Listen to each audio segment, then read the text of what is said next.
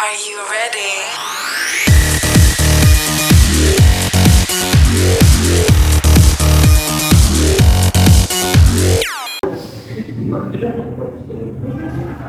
Baik, Assalamualaikum warahmatullahi wabarakatuh. Waalaikumsalam warahmatullahi wabarakatuh.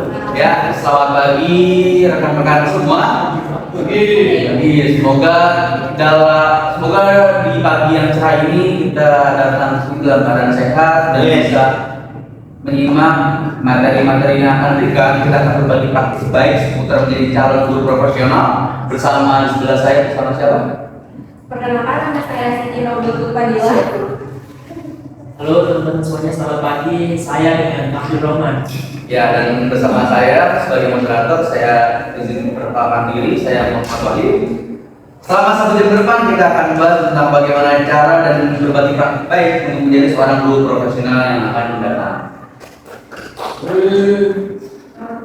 Kali ini kita akan membahas tentang pembelajaran di mata kuliah pembelajaran prinsip pembelajaran asesmen yang efektif kedua. Sebelumnya saya ingin menanyakan ke Ibu Dila terlebih dahulu terkait asesmen di yang kedua ini. Kira-kira menurut Ibu Dila, adakah pengalaman belajar yang menarik? Bisa langsung jawab?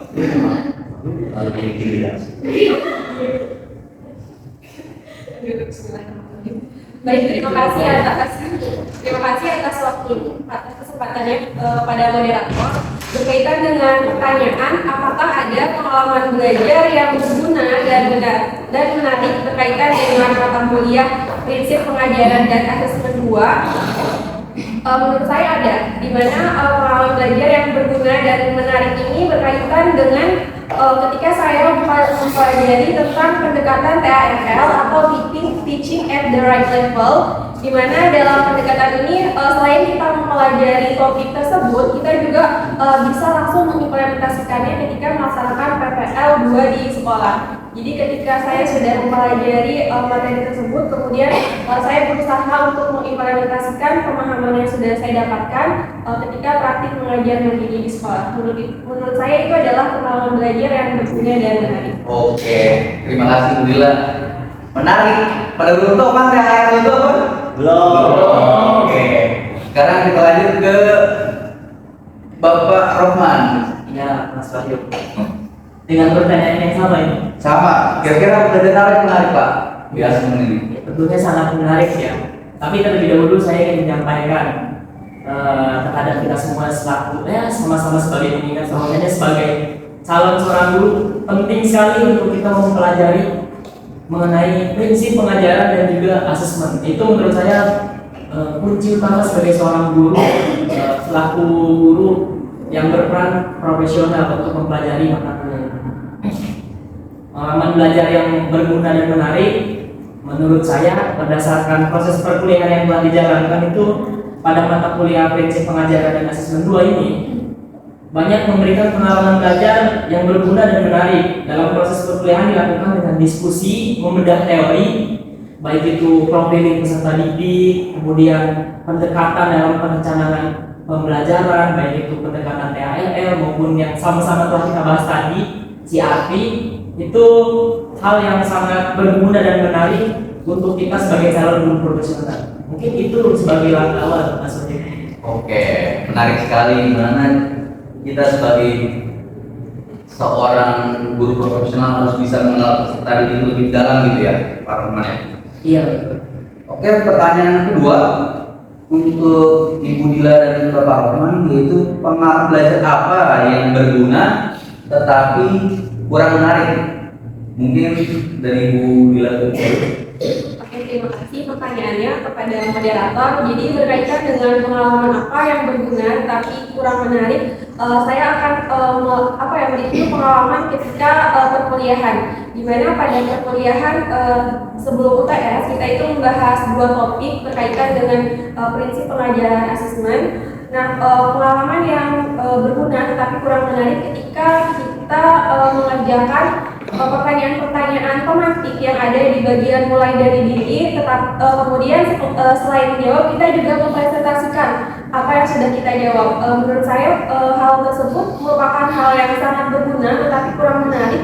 Kurang menariknya dikarenakan waktu yang harusnya dikerjakan, waktu yang harus digunakan untuk mengerjakan hal-hal yang lebih penting seperti penugasan lainnya jadi terbuang sia-sia gitu ketika kita harus mempresentasikan pertanyaan refleksi yang ada di bagian mulai dari diri. Mungkin seperti itu. Oke, jika dari Pak Roman bisa jawab? Ya, pengalaman belajar yang berguna tapi kurang menarik hampir sama dengan Mbak Lila.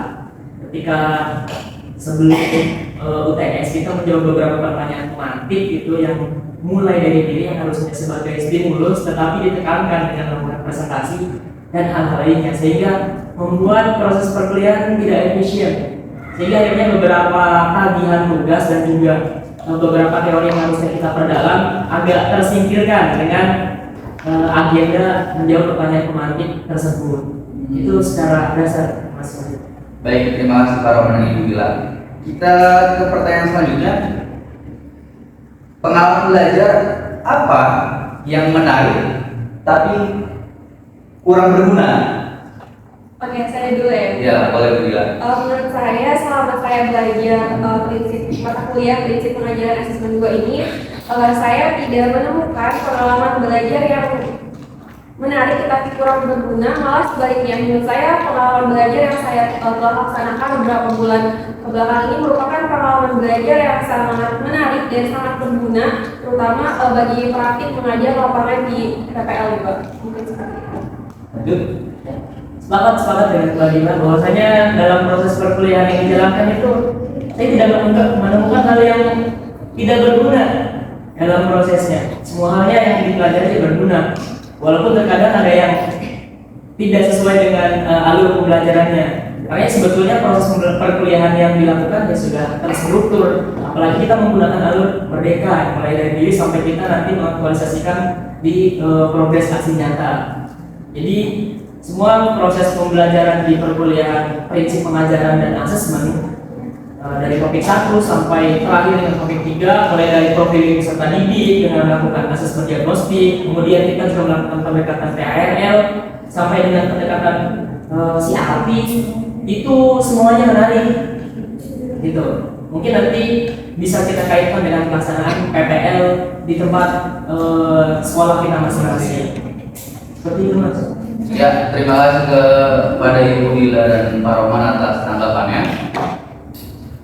Dan pertanyaan terakhir di segmen ini, pengalaman belajar apa yang tidak menarik dan tidak berguna dalam konteks sebagai calon guru? Apakah ada?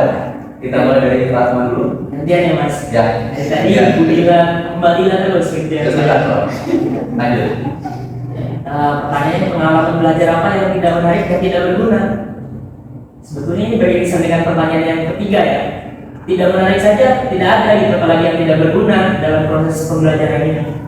Bagi saya semua hal yang dipelajari yang berguna, apalagi telah saya sampaikan tadi di awal sebagai dasar. Mata kuliah ini ya sebagai dasar untuk kita bagaimana memaknai proses pembelajaran mulai dari profiling peserta didik atau profiling karakteristik peserta didik sampai dengan nantinya memaknai asesmen. Seperti itu Mas, jadi tidak ada pembelajaran yang tidak berguna. Oke. Kalau Ibu Bila bisa jawab? Ya, saya sepakat dengan apa yang disampaikan oleh Pak Roman. Jadi memang tidak ada pengalaman belajar yang tidak menarik dan tidak berguna. Justru malah semua pengalaman belajar ini adalah pengalaman belajar yang sangat berguna, khususnya bagi kita sebagai calon guru, di mana semua hal yang telah kita pelajari, baik itu pemahaman yang telah kita dapatkan, itu sangat berguna untuk dijadikan sebagai bahan refleksi ataupun acuan ketika kita merancang sebuah pembelajaran yang bisa sesuai dengan karakteristik dan kebutuhan peserta didik di sekolah seperti itu. Oke, ini Bapak dan Ibu guru bisa menyaksikan yang ternyata di mata kuliah asesmen ini ternyata sangat berguna untuk kita sebagai calon guru nantinya. Lanjut di segmen selanjutnya, di sini ada refleksi pengalaman belajar, yaitu pertanyaan pertama, apa yang telah terjadi? Bisa dijawab oleh Ibu Bila dulu atau Ibu Roman? Saya dulu. Ya, Pak Roman dulu lah. Kayak Ibu Bila lagi Ibu. Refleksi pengalaman belajar. Menarik ya sebetulnya pada referensi pengalaman belajar mata kuliah prinsip pengajaran ini. Ini kebutuhan kita sebagai calon guru profesional, tapi mata kuliah ini memang sangat menantang ya. Semua topik yang dibahas berkaitan beririsan dengan pelaksanaan PPL kita di sekolah. Kalau saya di sekolah itu menggunakan kelas eksperimen kelas 10-11 itu kelas yang lumayan cukup menantang. Jadi setiap teori yang dipelajari di perkuliahan itu memang terjadi betul ketika pelaksanaan di kelas. Nah, mungkin referensi pengalaman belajarnya karena di mata kuliah referensi pengajaran ini ada 3 topik. Topik yang pertama itu membahas mengenai pemahaman karakteristik peserta didik melalui asesmen awal atau asesmen diagnostik.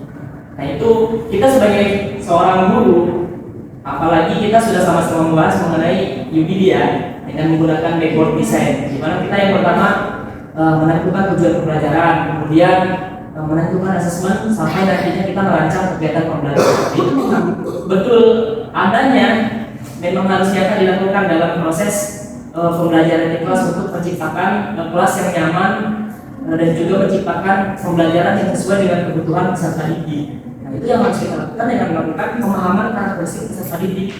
Caranya dengan apa? Melakukan asesmen awal atau asesmen diagnostik, baik itu dalam hal kognitif maupun non kognitif, supaya nantinya kita bisa profiling peserta didik. Mana nih peserta didik yang gaya belajarnya audiovisual, mana peserta didik yang gaya belajarnya visual ataupun yang kinestetik ya, satu lagi. Jadi kita bisa memetakan sehingga bisa memfasilitasi kebutuhan peserta didik. Caranya dengan melakukan asesmen awal kognitif maupun non kognitif.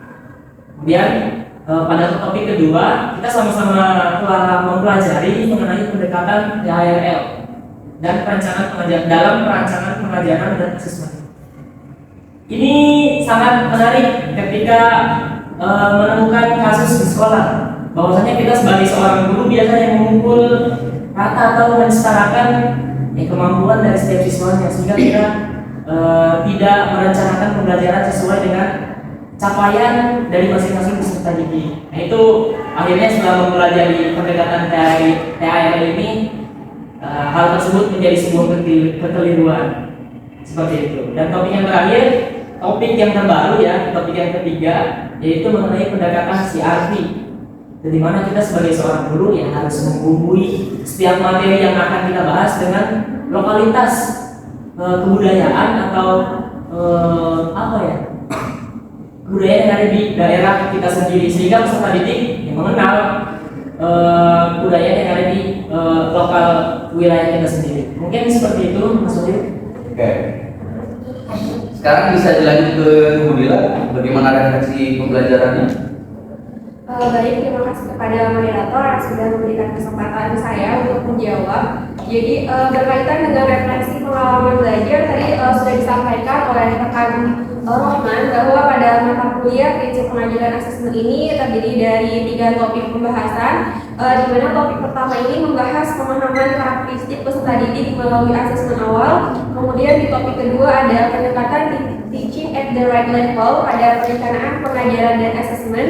Kemudian di topik 3 ini ada pendekatan CRT, culturally responsive teaching pada perencanaan pengajaran dan asesmen. Nah, berkaitan dengan referensi pengalaman belajar yang telah dilaksanakan, bahwa hal-hal yang sudah kita pelajari pada mata kuliah ini kemudian langsung kita usahakan untuk dapat terrealisasikan atau diimplementasikan pada saat pelaksanaan PPL 2. Nah, misalnya berkaitan dengan topik yang pertama itu membahas tentang pemahaman karakteristik peserta didik melalui asesmen awal. Nah, di mana pada topik ini terdapat beberapa tugas, di antaranya berkaitan dengan cara seorang guru untuk melakukan pemetaan karakteristik peserta didik.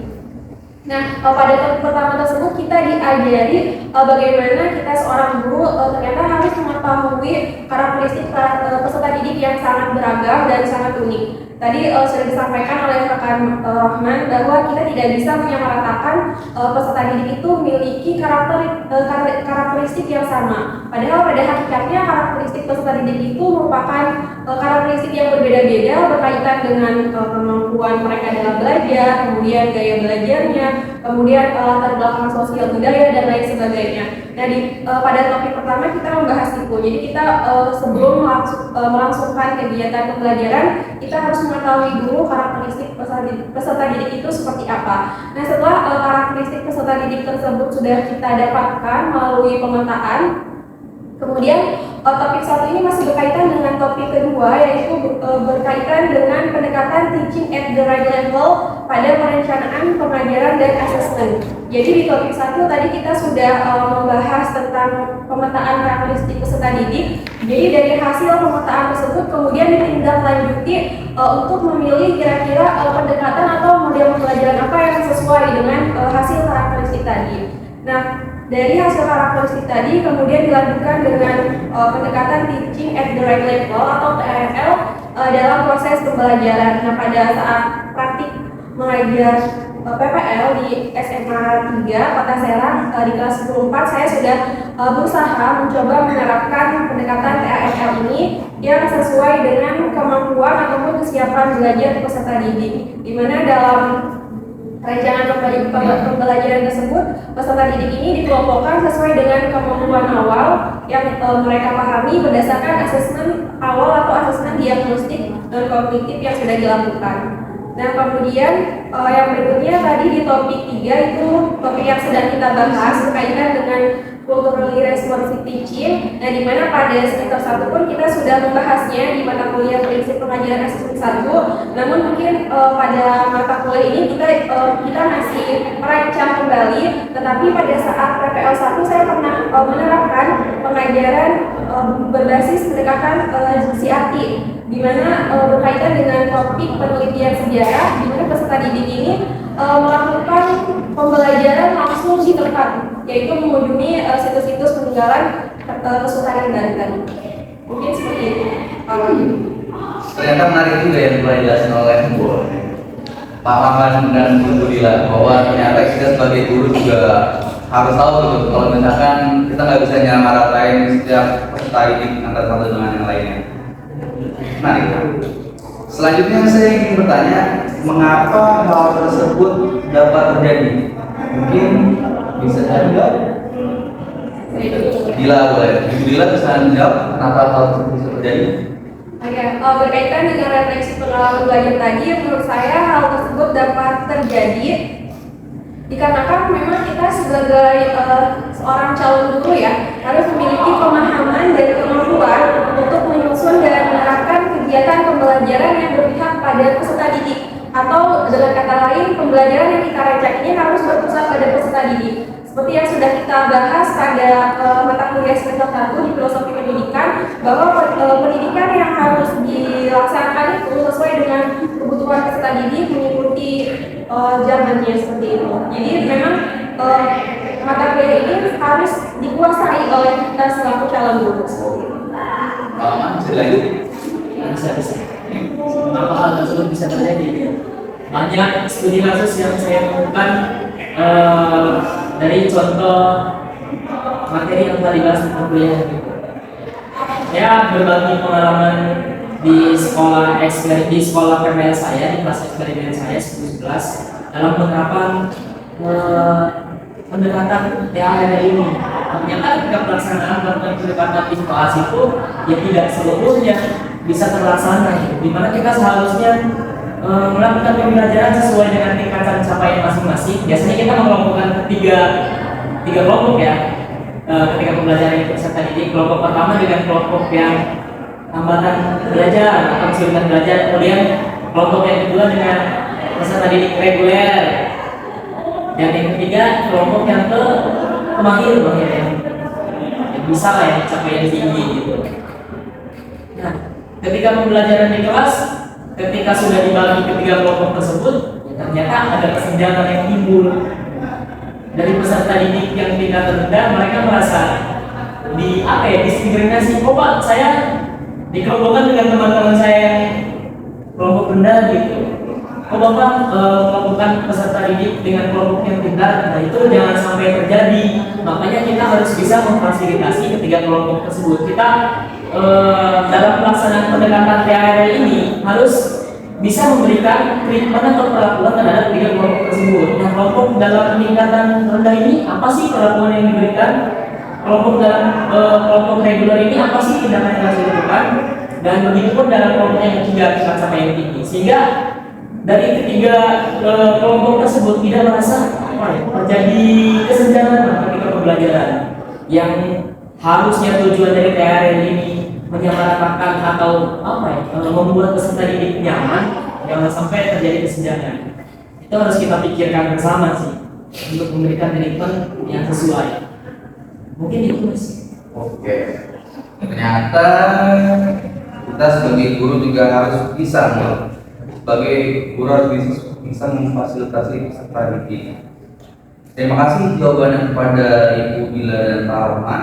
Kita ke segmen selanjutnya, yaitu tentang analisis artefak pembelajaran. Di sini saya ingin bertanya terlebih dahulu, artefak pembelajaran mana yang dapat Anda jadikan bukti dukung hasil refleksi pengalaman belajar? Bisa dimulai dengan ya, Pak Roman. Berdasarkan ya. Berdasarkan proses perkuliahan, saya menggunakan bukti artefak yang menunjang proses perkuliahan itu adalah sudah saya kirim di grup. Iya. Coba dibuka mungkin. Bisa bisa. Nah ini. Jadi bukti artefaknya ada tugas dari eksplorasi konsep mengenai tugas perancangan pembelajaran mengenai pendekatan TRL. Saya coba menyusun perangkat ajarnya. Kenapa saya memilih bukti artefak ini? Ya karena di dalamnya sudah termuat semuanya menurut saya dari topik 1 yang kita harus melakukan profiling peserta didik atau memahami karakteristik peserta didik. Ya, tentunya dalam perangkat ajar ini yang kita sudah melakukannya. Kemudian topik yang kedua, pembahasan mengenai pendekatan TRL. Ini saya buktikan dengan membuat perangkat ajar ini yang kemudian akan dilaksanakan di kelas. Oh ini sudah dilaksanakan di kelas. Boleh. Bisa dilihat mungkin ini ada modul ajar berbasis TRL. Nah, Bapak Guru bisa lihat ya kalau mau bikin di kelas. Ini jangan foto. Enggak, bukan foto orang ini modul ya. Ini secara umum ajar. Cuman yang ditekankan tadi pendekatan TRL di mana dalam pembelajaran kita harus membagi peserta didik terhadap tiga kelompok sesuai capaian masing-masing atau mungkin disesuaikan. Ada berapa ini capaian dari masing-masing peserta didik? Hal tersebut harus kita profilingnya dengan melakukan assessment awal. Dalam hal ini kognitif ya. Lihat sama. Ini Bapak Ibu bisa lihat nih. Ini ada targetnya nih, targetnya kalau KL pakai target ya. Ada 3. Reguler, sudah belajar sama capaian tinggi. Ini jangan disamaratakan lagi Bapak Ibu ya. Ya. Lanjut, berarti habis Bapak Rahman ini Bila bisa menjawab. Saya dulu ya.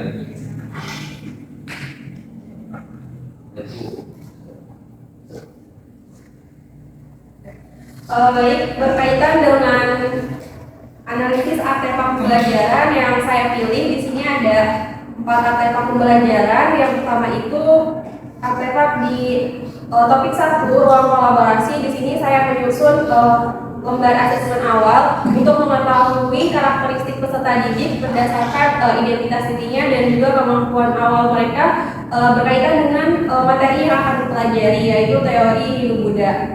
Mungkin bisa ditampilkan maksudnya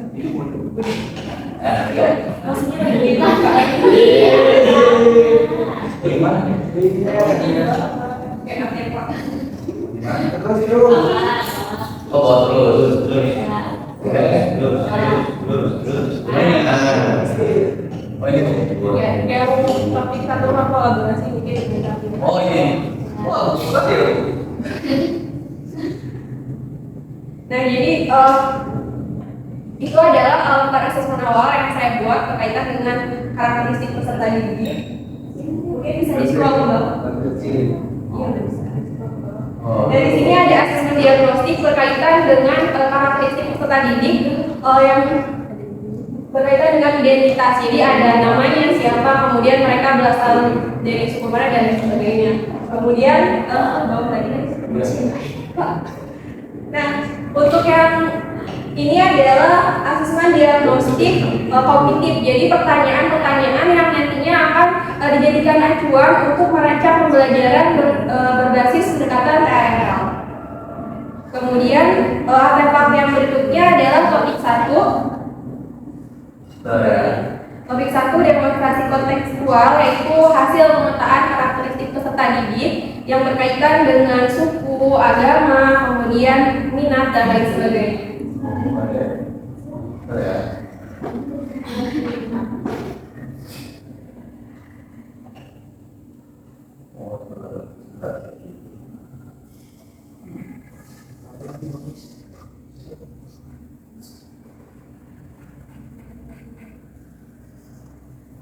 Di bawah ini juga.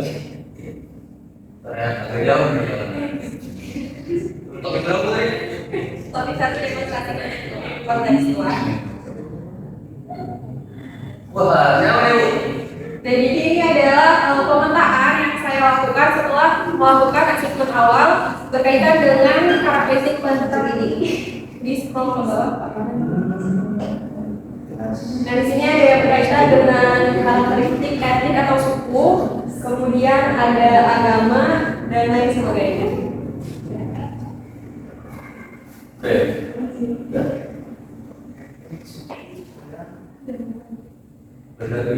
Nah, kemudian amal artefak yang berikutnya berkaitan dengan topik 2 di eksplorasi konsep, yaitu membuat modul ajar menggunakan pendekatan si RAL.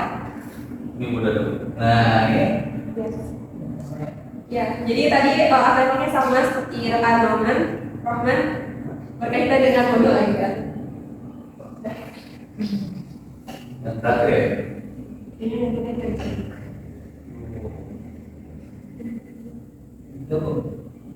Nah, yang terakhir adalah topik 2 ruang kolaborasi, yaitu video singkat berkaitan dengan penerapan pembelajaran TRL di kelas.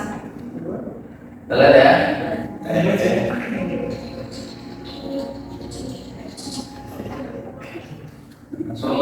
Ya, selanjutnya salah satu yang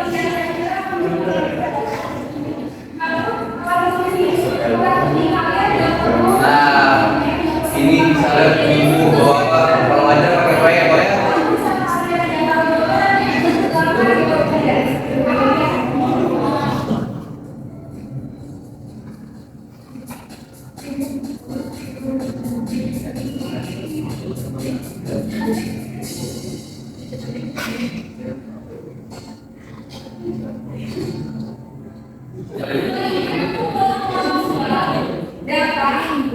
Ya, kalau ibu-ibu bapak-bapak rasa pengen melihat, nanti ada di bawah ini ya. Bisa lihat. Buku. Oke. Pertanyaan selanjutnya. Di sini ada pertanyaan. Bagian mana dari artefak ini yang mendukung hasil refleksi Bapak dan Ibu? Ini bisa dari Bapak Menteri dulu. Tadi kan artefak yang saya pilih modul ya, dari konsep itu jelas sangat mendukung baik dalam proses perkuliahan maupun pelaksanaan PPL di sekolah sebagai calon guru profesional. Itu sudah membuat ketiga topik yang kita bahas di perkuliahan itu jelas-jelas sangat mendukung bagaimana kita memahami prinsip pengajaran dan juga asesmen yang nantinya akan dilakukan untuk mencapai tujuan pembelajaran serta menciptakan ruang kelas yang nyaman bagi peserta didik. Mungkin seperti itu, Mas. Oke, lanjut dengan Bu Dila.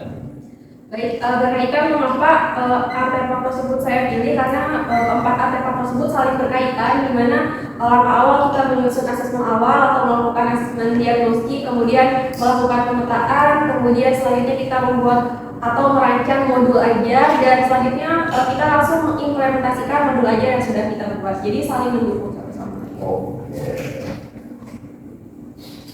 Ya, di segmen terakhir kita akan membahas tentang rumusan hasil refleksi berupa pembelajaran bermakna. Di sini ada pertanyaan, apabila saya mengajar atau membahas topik ini dengan mempertimbangkan prinsip pembelajaran bermakna yang mengusahakan pada siswa, kira-kira perubahan apa yang akan saya lakukan? Bisa dijawab oleh Ibu Dila terlebih dahulu. Baik, berkaitan dengan pembelajaran bermakna dan perubahan apa yang nantinya akan saya lakukan sebagai seorang guru nantinya.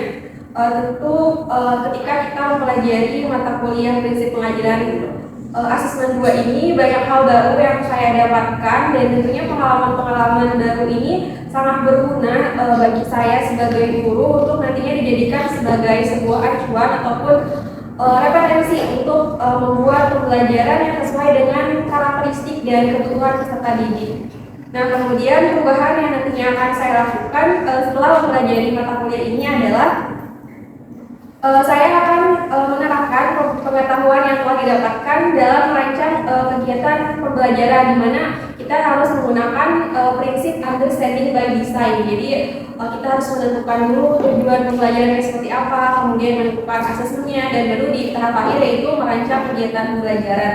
Nah, selain menggunakan prinsip UGD, saya juga akan berusaha lebih memahami dan lebih memperhatikan lagi karakteristik peserta didik yang sangat beragam, apalagi di kelas yang kita ambil itu ada sekitar 40 peserta didik, jadi kita benar-benar harus bisa memahami karakteristik mereka yang sangat beragam. Dan kemudian saya juga akan mencoba untuk menerapkan pendekatan-pendekatan seperti teaching at the right level dan juga pembelajaran berdiferensiasi. Nah, tujuannya pendekatan tersebut adalah digunakan untuk membantu peserta didik belajar yang sesuai dengan kemampuannya, kebutuhannya, serta dapat mengembangkan kompetensi peserta didik yang dimilikinya, seperti itu. Oke, inspirasi sekali ya.